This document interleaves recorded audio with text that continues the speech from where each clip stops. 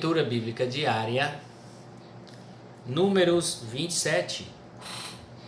E chegaram as filhas de Jelofiade, filho de Efer, filho de Gileade, filho de Maquir, filho de Manassés, entre as famílias de Manassés, filho de José, e estes são os nomes delas: Maalá, Noá, Ogla, Milca e Tisra.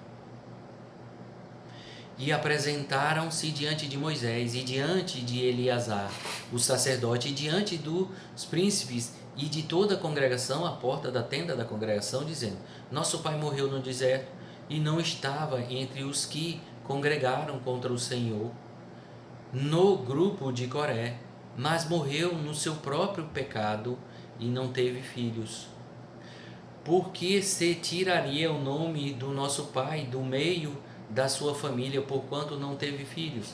Dá-nos possessão entre os irmãos de nosso pai. E Moisés levou a causa delas perante o Senhor.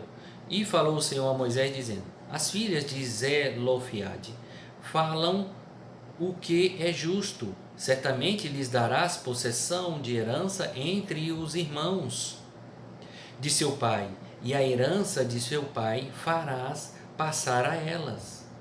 E falarás aos filhos de Israel, dizendo: Quando alguém morrer e não tiver filho, então fareis passar a sua herança à sua filha. E se não tiver filha, então a sua herança dareis a seus irmãos. Porém, se não tiver irmãos, então dareis a sua herança aos irmãos de seu pai. E se também o seu pai não tiver irmãos, então dareis a sua herança a seu parente, aquele que lhe for o mais chegado da sua família, para que a possua.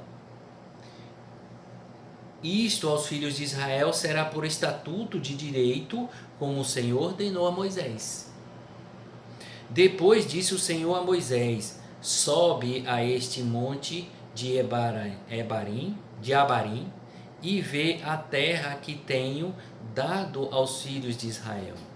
E tendo-a visto, então será recolhido ao teu povo, assim como foi recolhido teu irmão Arão.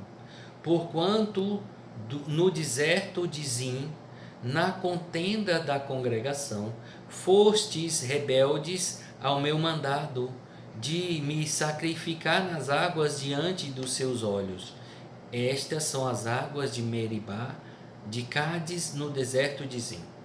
Então falou Moisés ao Senhor, dizendo: O Senhor, Deus dos espíritos de toda a carne, ponha um homem sobre esta congregação, que saia diante deles e que entre diante deles, e que os faça sair, e que os faça entrar, para que a congregação do Senhor não seja como ovelhas que não têm pastor.